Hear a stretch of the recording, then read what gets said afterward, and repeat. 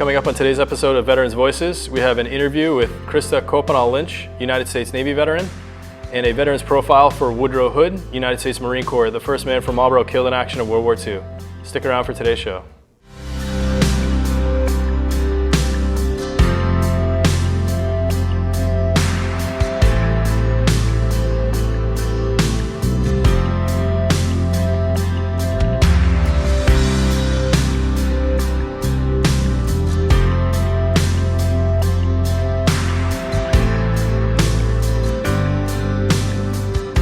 All right, welcome to today's show, and joining me here today is Krysta Koppenal-Lynch, United States Navy veteran.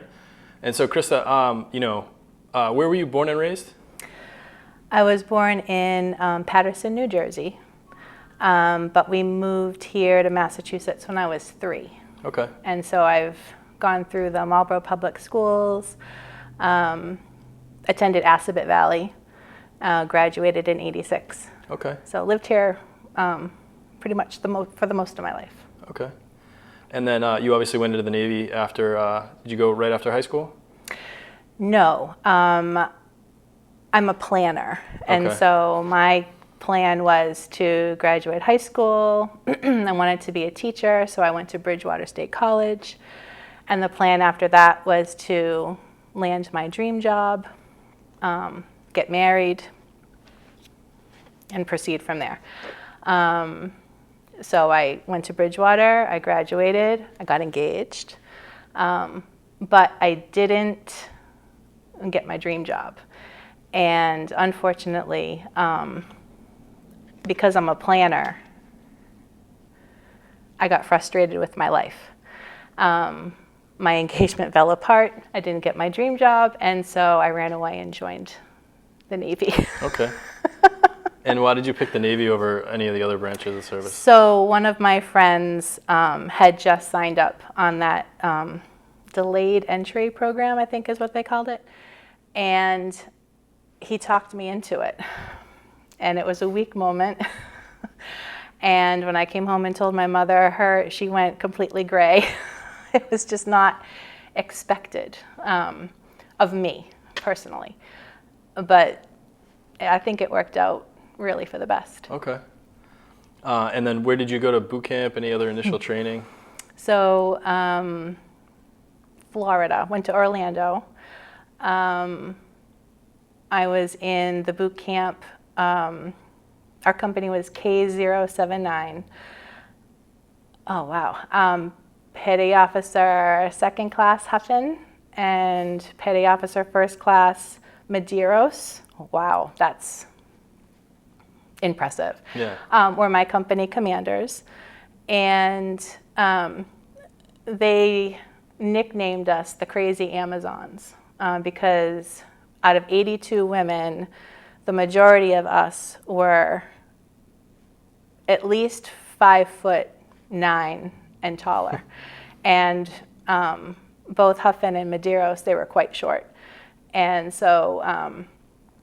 Back then I was 5'11" ⅕. I have since shrunk. But I would get called out first, so we would always line up according to height. So they would call out 5'11" ⅕.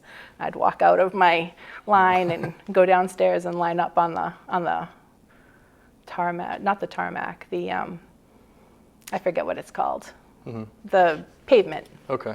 Yeah. Outside. Yeah. And then, what was your rank? And in the Navy, just so everyone's aware, it's a rating is what the job is called. So what was your rank and rate? So I went in as an E3 because I had 4 years of college. So what's that, a seaman? Mm-hmm. And then I was a SH, so a ship's serviceman. Okay. And what kind of work, just for everyone's knowledge, does a ship serviceman do? So for a ship serviceman, we're responsible for a lot of the morale of the crew. So we run the ships, we're in the supply department, so we run the ship's barbershop, and there were 2 barbershops on my ship. One was for the crew and one was for the officers and chiefs. And then we had 2 stores. One store had a lot of merchandise that you could purchase for like gifts for family if you weren't going to be home for very like in time for Christmas or birthdays. And then there was also another store, we called it the Gee Dunk store. It had junk food, chips, candy bars, all the things that they probably would rather us not eat, but you have to have a little something. And we ran the soda machines. We had a whole area just with vending machines. We also had the laundry and the dry cleaning. So that was our area that we took care of. I specifically on board the ship was the supply petty officer, so I would purchase all of the items for the ship store for people to purchase. And on my duty nights, I was the shipboard barber for the chiefs and officers. Okay. And then you said you were assigned to a ship. What ship was that? The USS Samuel Gompers. Okay. It was AD 37. I think that stood for Auxiliary Destroyer. And our mission was to fix other ships that were if it was a battle type situation, we would go out and service them to fix them. Or if there was a part on board that they needed fixed, they would bring it to us. We would fix it and return it to them. Okay.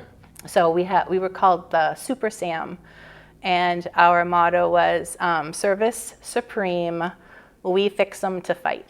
Okay. So. Nice. And where was that ship based out of? Naval Air Station, Alameda, California. So just across the bay from San Francisco. Okay.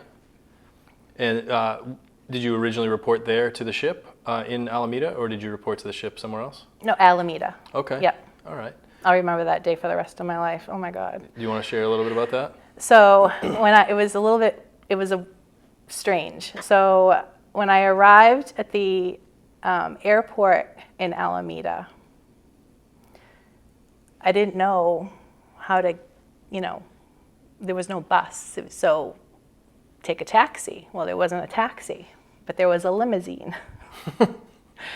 So I'm like, I come out with my bags, I'm all in my uniform and everything, and the guy in the limousine, he's like, you need a ride? I'm like, yeah. And I said, I'm looking for a taxi. He says, no taxi. You come into the limousine. I'm like, okay. So he takes my sea bag and puts it in the trunk, and I get in the limousine, and we drive. He says, where are you going? I said, Naval Air Station, Alameda. Oh, I know where that is. So he drives me out there, and going through the gate, and I pulled out my ID card. I don't know. I hold out my ID, lets me through, and the guy drives me right up to the ship, and I get out. And of course, all the looks that you get. And so I grab my sea bag, I go on and I report, and it wasn't until maybe 6 months later, my shipmate said, oh, there were stories about you going around when you first came on board. I go, really? I said, would you care to share?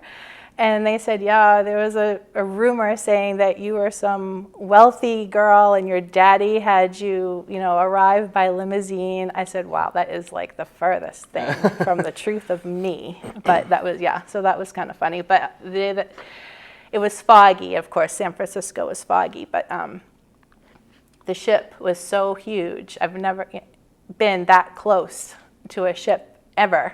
And it was so gray, and it just blended right in with the sky. And I'm like, where does it end? I couldn't even see the top of it.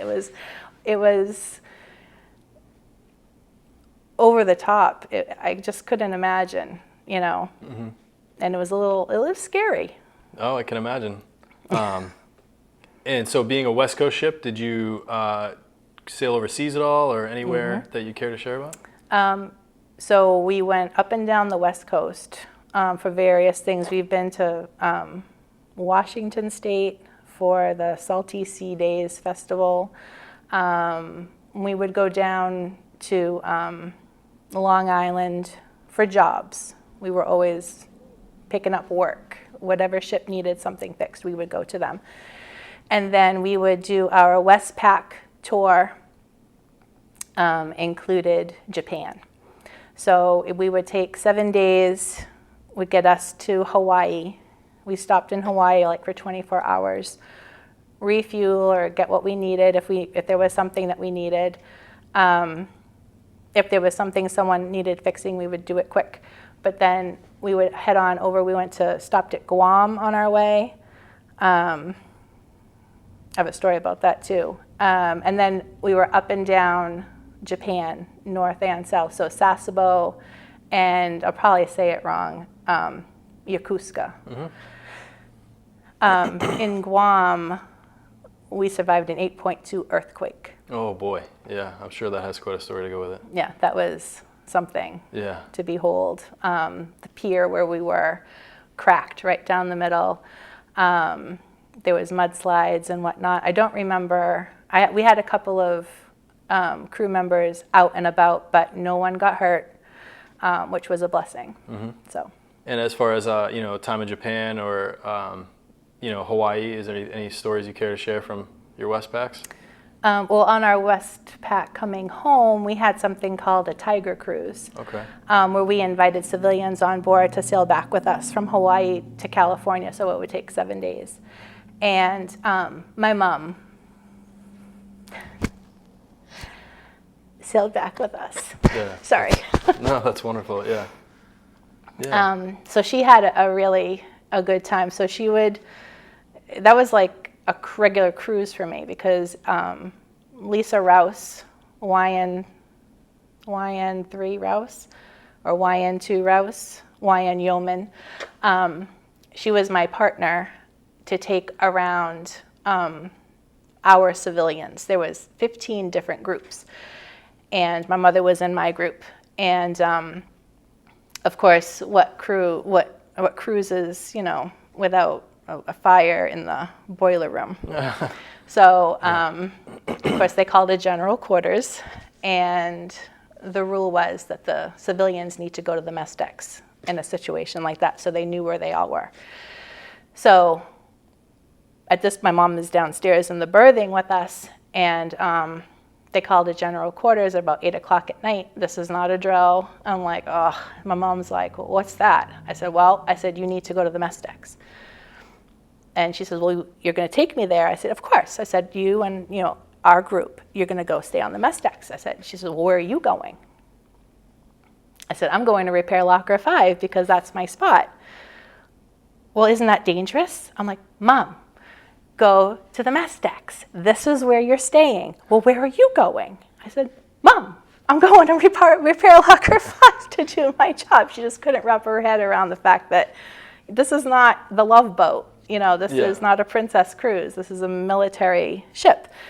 And so I'm like, just stay here. I will be fine. You will be fine. So I went down, did our thing, came back. Well, that was just exhilarating, she said. So I'm like, I'm glad you enjoyed it, Ma. Pretty dangerous situation, but that's okay. Yeah. It was exhilarating. Good. Glad you enjoyed it. Oh, my goodness. Yeah. But that was fun, the 7 days. So we would take them around all the different departments, and they would learn a little bit from each department. And they had this book that they had to have signed off from all of the department heads that they sat and they listened and they learned. And then at the end, they had the ceremony and they got a certificate. So it was kind of nice. Yeah, that's having done a Tiger Cruise as well. It's really a great tool for the Navy to kind of, I would say, celebrate your career, your time in the Navy, but also highlight, so your folks can see what you do. Exactly. I think it's really great. Yeah. Yep. Yeah. Is there any other memorable times or anything else you care to share from your time in the service? So when in boot camp, I really thought I would go in as an officer because I had the 4-year college experience behind me. I wasn't coming out of high school and just going in. And unfortunately, it didn't happen. But everything works out for a reason, and I'm perfectly fine with it now. But I went in with a 4-year college degree in education. And so, you go through the whole shebang with, yelling in your face, and finally you get to the work week where things are normal and you get a job. And so my job was yeoman for my my building. So every morning I would get up at 4:30 in the morning and do reveille, all hands, heave out and tricep. And every night I would be doing taps, out all white lights, all hands, you know, report to your deck or report to the barracks or whatever it was. And but in the meantime, in between that time, it was a lot of just sitting. So the officer of the deck that had duty with me one day, he happened to be a damage control. He was a DC man, yep, DC, right? Yep. And he had this huge binder with tons of notes of everything that you had to know to put out a fire, to shore up whatever is leaking and everything. And I'm like, can I borrow those notes? He says, well, what do you want to use them for? I said, well, I have a 4-year college degree in education. I know how to make a test from notes, and I would like to make a study guide for my shipmates. So, you know, we can pass the damage control test. Oh, okay. So he let me have his notes. So I made up, I don't know, a couple different options, 20 questions each. And I gave them, because we would all come back to our barracks at the end of the day, and I gave them out to my girls, my shipmates in my company, and I said, study these. I said, practice taking the tests. I said, they're multiple choice. I said, you should be able to, you know, figure out which one's the right one. Okay, great. And I said, I had my name on all of them. So I said, bring them back to me at the end of the day. I'll give them out to you the next morning. I said, just so I can keep track. They said, fine. So they would take them with them, and whatever they were doing on their break, whatever they would study. And every day they would bring them back. Well, one day, I get called into my company commander's office, and they're like, drop.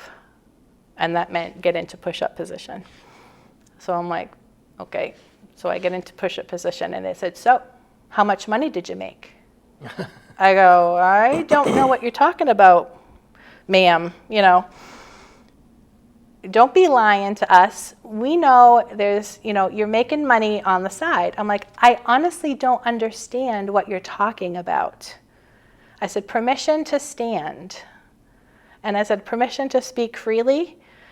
And they said, I said, so they show me this. They go, is this yours? And they show me a copy of the test. I'm like, yes. I said, my name is on it.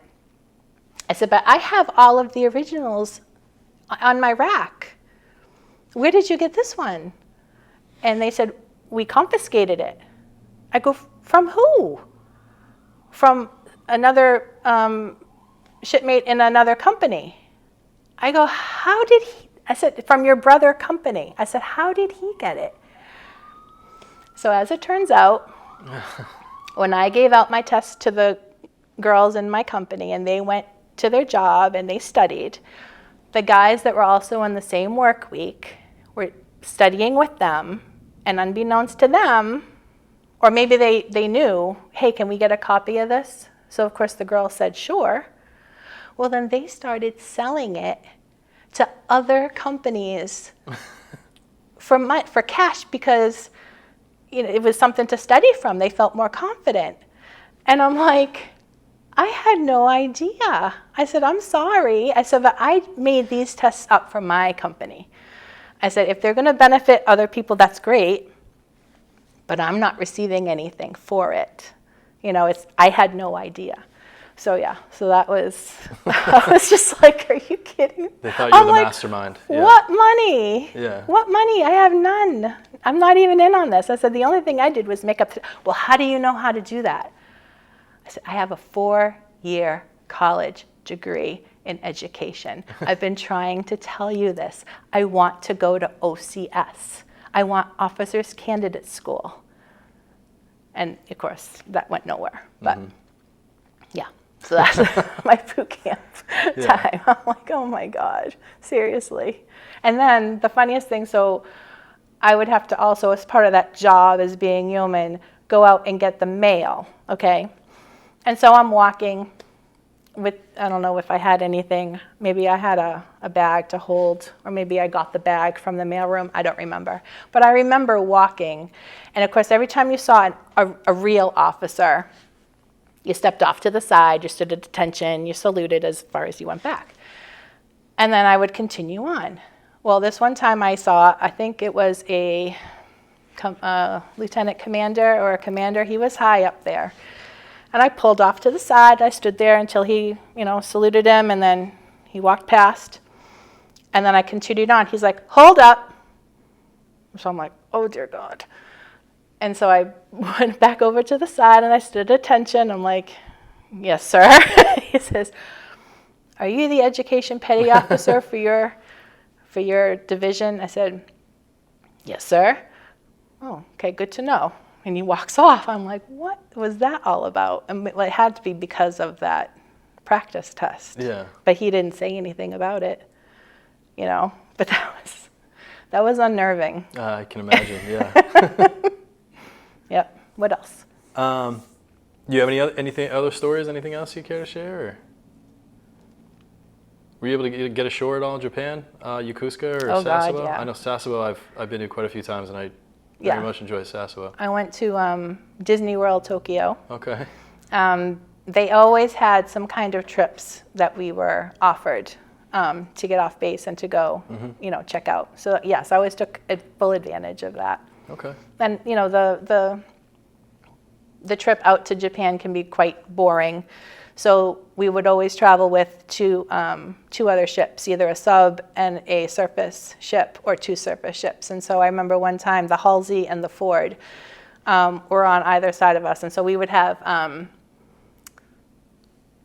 there was a purpose to it. Of course, we would be cleaning out the, what are they called? The hoses. But we would be spraying the ship going by us, and so they would spray us in return. So we kind of have a little war going back and forth with the hoses. But yeah, things like that. Yeah. Fun things like that. Steel beach picnics were always good, especially when the officers were serving the enlisted. And we actually had an onboard band that would entertain. Okay. Yeah, while we were having the steel beach picnics. So that was kind of cool. Yeah, I think what was their name? Natural disaster. Because everywhere we went, there was a typhoon. I mean, we had survived an earthquake. So they called themselves Natural Disaster. Ah, very fitting. It was pretty cool. Yeah. Yeah.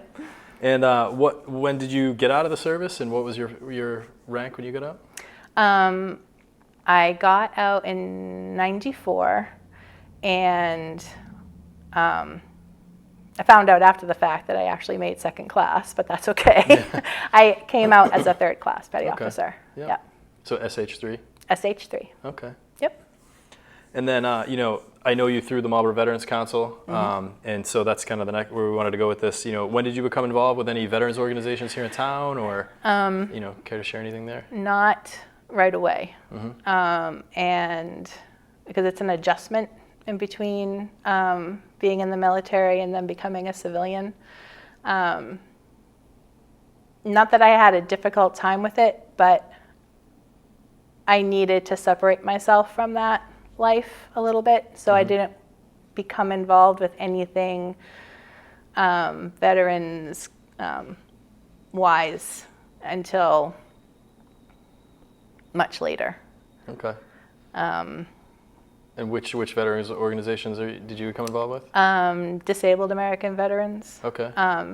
Because when I got discharged, I did break my ankle while I was underway, and I got it on. I don't know why I got it. I mean, I broke my ankle while underway, and I guess that was enough. And yes, later on in life, it can cause me issues. Just by the way my gait is, and it still isn't quite gone down. The swelling is still there. So I qualified for the DAV. And it was, I think my mother was going into Price Chopper, and Ron Dalbeck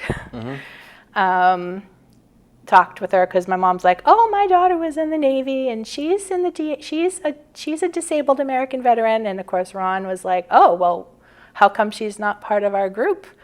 And so my mom came home and said, you really should join this. Okay, Ma. So I attended meetings, and then they were switching out the officers at one point, and I guess I didn't learn my lesson, Navy, never again volunteer yourself. So I wound up being the treasurer for a short time, which was fine. And then I was, I think, the junior vice at one time, and then I needed a break. I prefer to be in a supportive role, personally. I don't like being in the limelight. I'm a very private person, so you're very lucky. Yeah. And so I took a break a little bit, and then I got nominated to be the commander of the DAV. So I said, okay, one year. And that was 2 years ago. Yep, that sounds about right. I mean, it's fine. And the ironic thing is, when I was in the military as an enlisted, and I said, I want to be an officer, I want to be, okay, well, be careful what you wish for, because granted, I'm not in the military anymore, but I'm commander of the DAV and president of the Veterans Council. Yep. And so maybe for those that don't know what the Marlborough Veterans Council is? So it's when all the veterans groups in the city come together and share what each one is doing for the benefit of veterans, and to keep everything abreast of what's going on, how they can be supportive, and what they're doing, what they're contributing. And so it's just, we get together once a month and talk about what's happening with each of our chapters, and what can we do together to benefit veterans. And Mike Hennessy usually joins in. Someone from the city comes in and shares what's going on with the city, and where our place is, and how we all can work together. Yeah, basically. So kind of one consolidated voice for veterans within the city. So that makes up, it's made up of the Disabled American Veterans, American Legion Post, the Italian American War Veterans, and the AMVETS. I believe those are the four. I think so. Yeah, I believe those are the four. So it's nice that that's kind of how I started getting involved with some of the veterans organizations. Someone invited me to come down and just see what it was about, and learn and meet some people, and it's been really, really great. So as far as the DAV, or I know you're not involved with the other veterans organizations, but do you have any advice for anybody that might be listening that may be able to qualify for DAV, or a veteran for another organization, as to kind of what some of the things that you do with that organization? Well, for the DAV, we always go out and we collect money for the Forget-Me-Nots. It's our Forget-Me-Not drive. And I just want everyone to understand that whatever they drop in the bucket goes right back out to local veterans, like in need, and their families. So my favorite is the Christmas campaign, where we get names from our veterans agents in Marlborough and Hudson, and they give us names of people that are veterans or veterans' families that are in need of some extra cash. And we send out Christmas cards with checks made out from the DAV to them, and it's always well received and much appreciated. As well as I think it's called Delta Dog, will donate money to organizations that support veterans that are disabled. We always make sure that we look into organizations and make sure that they're legit and that their money goes, towards the veterans and their needs, or even just locally through Mike Hennessy or the veterans agent in Hudson with gas cards and grocery cards, any way that we can help. So the money that we collect goes right back out into local veterans. Mm-hmm. Yeah, that's really wonderful. And I've Yes. seen a lot of the good work that the DAV and the Veterans Council does around the town. Yep. When is the DAV meetings? Is that a monthly thing as well? It is a monthly thing. So we meet the second Saturday of the month at the ITAM, the Italian Americans Club in Marlborough, downstairs at 9 o'clock. Okay. And is that open to, even if someone wants to come just meet folks and talk? Yes. Okay. Yep, to be a visitor. Yep. Yep. Absolutely. And so, again, the Italian American War Veterans Club is on Neal Street Neal in Marlborough by the Yes. DPW garage. So if anybody's interested, I believe they'd be welcome to come and meet some Absolutely. folks. And the Marlborough Veterans Council meets the second Thursday. And we alternate between the ITAM, where the DAV meets in the basement, and the AMVETS on Fitchburg Street. Am I saying that? Fitchburg Street. Yep. Okay. Yep. So our next meeting will be at the AMVETS, and that's at 6 o'clock. Okay. And I assume the welcome message is there as well for any vets that want to come, meet some folks and talk about different organizations and see, I call it the meat and potatoes of what's going on with the veterans community here in Marlborough. Absolutely. Yeah. All right. Well, thank you for talking with me today and sharing your story. You had some great ones, and also, sharing a little bit about the DAV and the Marlborough Veterans Council. Thank you for having me. All right. Yeah. Thank you so much. And we'll be right back with a veteran's profile. I said I'd never join. Then I want to get to work on one of these. Never knew how strong I was. I figured I'd never get out of my hometown. Or be the one who stops an attack.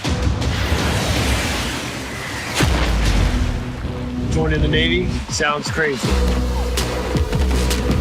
Saying never actually is.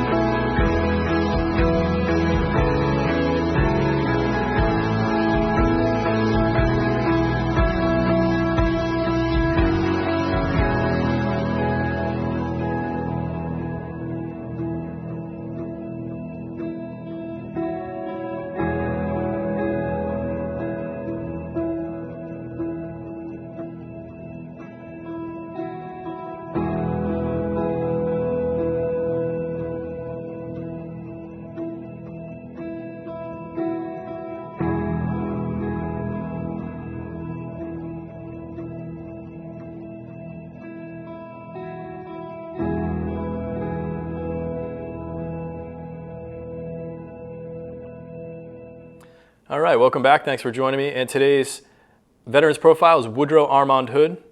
So Woodrow was one of 9 children born to Ernest and Bernadette Hood, and they lived at 32 Berkeley Avenue. He was born the 11th of November, 1918. So for any of the history buffs out there, that was the day the First World War ended. Obviously, during the Great Depression, times were tough. His brother Sevier pulled a spot with the Civilian Conservation Corps in Colorado and ended up finding a job at the last minute, but Woodrow took his spot and acted as his brother and actually signed up as Sevier. And he went to Colorado, was working in a Civilian Conservation Corps camp, and he enlisted under his brother's name the 18th of May, 1939 in Denver, Colorado into the United States Marine Corps. And so he received his basic training at Recruit Depot, San Diego. And he ultimately was assigned to the 1st Marine Defense Battalion. And so we had obviously some islands out in the Pacific prior to World War II that we were defending and building up. And Woodrow and the 1st Marine Defense Battalion were sent to Wake Island.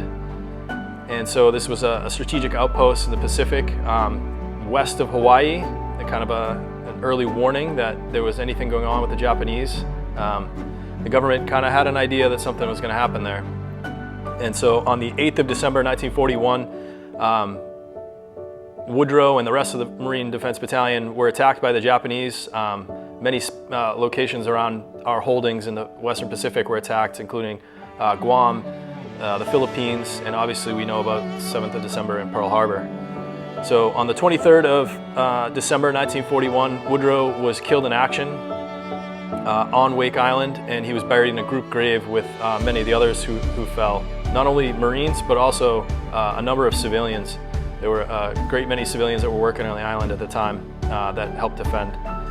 And so his remains were repatriated, and he's buried at the Punch Bowl, what they call it. It's the National Memorial Cemetery of the Pacific in Hawaii. So when Woodrow's parents received the word that he had been killed in action, the letter came that Sevier had been killed in action because he enlisted under his brother's name, and they knew that not to be true. And so they had to go through some explaining as to why he had enlisted under his brother's name. But Woodrow also was the first man from Marlborough to die in World War II. And the Woodro Hood American Legion post in Marlborough is partially named for Woodrow. There's a cenotaph in his memory at the St. Mary's Cemetery in Marlborough. And so today we remember Woodrow Armand Hood, Private Marine Detachment of the 1st Marine Defense Battalion.